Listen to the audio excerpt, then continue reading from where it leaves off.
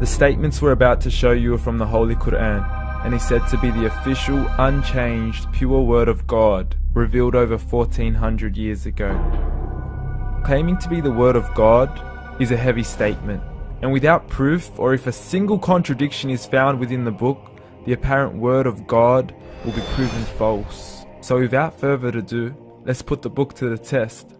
In the 23rd chapter, titled The Believers, from the 12th to the 14th verses, God is said to give a detailed description of how the human being is formed. It begins by saying, "We then placed him as a sperm drop in a place of settlement, firmly fixed. Then we made the drop into a alaqa." We will translate this word very soon. "And then we changed the alaqa into a lump. Then we made out of that lump into bones. And then we clothed the bones with flesh. Then we caused him to grow and come into being and attain the definitive human form."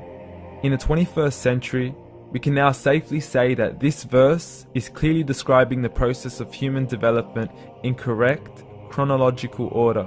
However, what we should be paying attention to in particular is the second stage, referring to the development of the embryo. The specific word used to describe the embryo in this verse is the word alaqa. The word alaqa, when translated into English, can mean three separate things.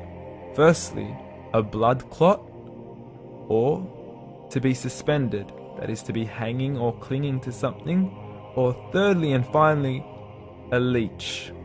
Now, all three definitions don't come anywhere near what we perceive to be the human embryo. So, why are these words used, and what significance do they share with the human embryo? Can the embryo be described as a blood clot? Well, what do you think? In the 3rd week of embryonic development, a tubular heart joins with the blood vessels to form a primordial cardiovascular system, and by the end of the 3rd week, the blood is circulating and the heart begins to beat on day 21.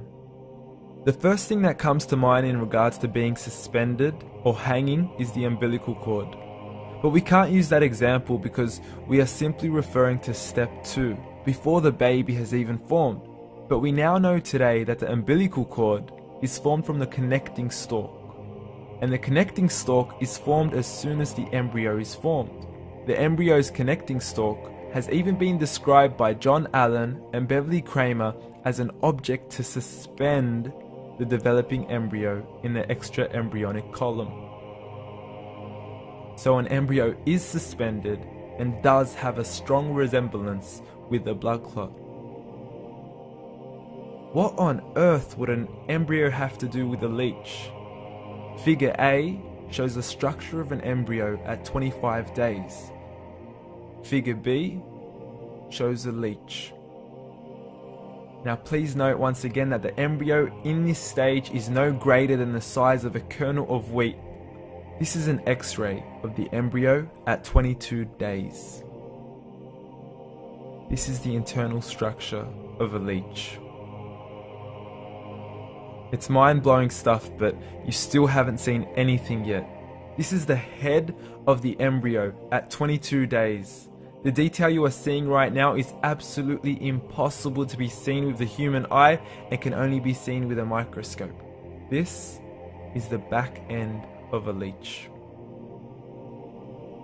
There's no other words used to describe this other than mind-blowing.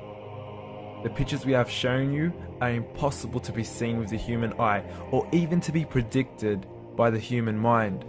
Once again, the verses we have shown you were revealed over 1400 years ago to a man who couldn't read nor write. Are these the words of God? Descriptions of the human embryo in the Quran cannot be based on scientific knowledge in the 7th century. The only reasonable conclusion is that these descriptions were revealed to Muhammad from God, from God, from God, from God.